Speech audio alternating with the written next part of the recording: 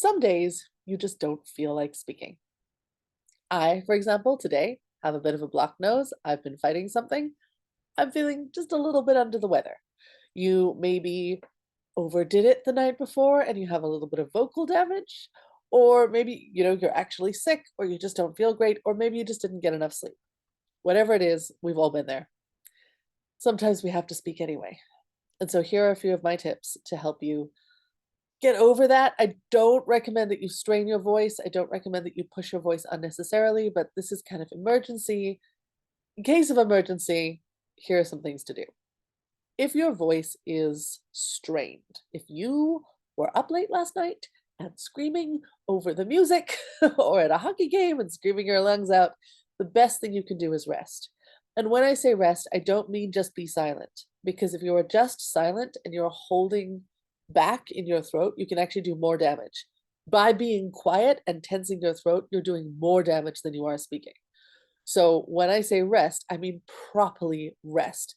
None of this kind of strained whispering. That is not better for you. That is worse. Just don't speak. But don't speak and relax your throat. You must also relax your throat. It's not enough just not to talk. You need to be relaxing your throat, breathing deeply. Give yourself a neck massage, a shoulder massage. Really focus on letting kind of this area relax. Because if you're holding tension in your shoulders or your throat or your jaw and you're not speaking, that isn't relaxing. That's not healing time for your throat. So you need to rest. And that is true for everybody. Rest is good for your throat. Okay, so that's the first one. Now, what if you've been resting, but you still don't really have a voice and you're sick, or you've overused it and you need to speak for a short amount of time? This only works for a short amount of time. This doesn't work long term. But if you're like, okay, I've been resting all day, I still don't have much of a voice, I need to speak for half an hour. Okay, then what we do before that is you alternate hot and cold. Because what's going on is your vocal folds are inflamed, just like if you've sprained a muscle and it's inflamed, it's the same kind of thing. So just the same way on an inflamed muscle, we'd alternate hot and cold. You're going to do the same in your throat. So hot tea with honey, there's some antibacterial in there. That's even better because of the honey. That's fantastic. Everyone knows the hot tea and honey thing. Not many people know the cold thing.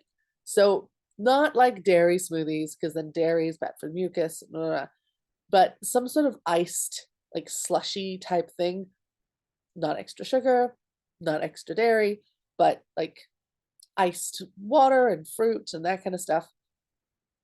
Drinking that, now nothing is actually touching your vocal folds because your vocal folds are next to the tube that goes down your throat to your belly, but it's so close that it will help bring the swelling down.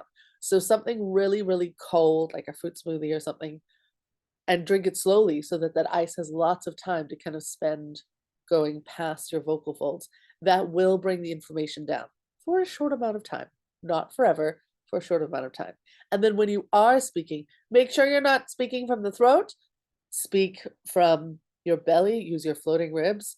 And if you need to pitch, like often you'll find that there's one pitch that isn't working and another pitch that is working a little bit better because of the way your vocal folds are, um, the way that they're inflamed, I guess.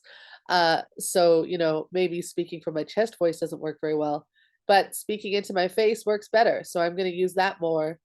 And I'm not pushing from my throat. I'm speaking from my belly through my face. It's a difference. If you need to talk about this, call me. 'Cause I know I'm giving you a lot of information in a short amount of time. I'm assuming you know a little bit about what we're talking about. So speaking from the belly as relaxed as possible, and then alternating that hot and cold, that will help a little bit as well. The other thing that you can do is if you are coughing, if you're sick and you're coughing and you feel like the coughing is ripping up your throat and it's hurting your vocal folds, instead of coughing, okay, well, the correct way to cough is not from your throat. Okay, so the correct way to cough is from your diaphragm and your lower back. So make sure if you're coughing with your whole body, especially using the lower back muscles and your diaphragm to cough. So you're not putting too much tension on the throat. And then ideally, if you cannot cough, that's better because coughing is a very violent act. It rips the mucus off of your throat. If you possibly can, When you feel the urge to cough, hum. So humming will take longer to get the mucus off your throat, but it's much more gentle. It'll just vibrate the mucus away. So if every time you want to go instead, it will be a little bit annoying. It's not going to feel as satisfying as a cough, but it's not going to do nearly as much damage either. So if you can hum instead of coughing, that's something else to do. Of course, rest is the most important thing. Those were kind of emergencies for if you've really damaged yourself. But what if you're just feeling under the weather? What if you're just like me? Like, I could, I'm lazy. I could go go on to full voice right now. I could clear out my sinuses and feel better, but I kind of wanted to show up feeling the way you may be feeling when you're watching this video. That was kind of the idea. Um, so if you're feeling like I am feeling right now, you're like a little bit stuffed up, you're a little bit like muscle sore, you're not really into it. I always have a shower. That always works for me. But the best thing you can do is warm up your voice. Now, you may not have a warm up. You may just use the singing like la la la la la. That's not a very good warm up for your voice because it's very specific. It's only for a very specific type of warm up. You want to warm up your whole body. Speaking is a full body experience. So if you can warm up your entire body, all the better, especially if you're feeling stuffed up. You want to do a face massage. You want to get your blood and your breath flowing. We want to make sure that your breathing muscles are awake, and we want to get your articulators going. So if you don't have a warm up, contact me. I have a super simple warm up, a 10-minute warm up that I share with my speakers that kind of covers all the main areas so that after 10 minutes you feel awake and alive and ready to speak. But whatever you do, make sure that you're touching all of the areas. So you want to touch articulation. You're going to do some sort of tongue twister or something to wake up the muscles in your face. You got to do some sort of facial resonance kind of clear out, especially if you're feeling a bit stuffed up. Humming face massage is my favorite, but there are a couple other things you can do. And then you do need something to wake up your whole body. So some sort of cardio or, jumping jacks or flopping around or something like that. Flopping around, that sounds. There's a lot of floppy exercises that work, okay? Just go with me. And then you want to do something to wake up the intercostal muscles, specifically the floating ribs, the diaphragm, that kind of area, your breathing apparatus. And so you want to do something for that. So if you don't have a warm up, talk to me because that's the thing that's going to help you the most. Even if you are damaged, because warm up isn't really about making sound. It's about getting everything ready to make sound. So you're not going to strain your voice during a warm up.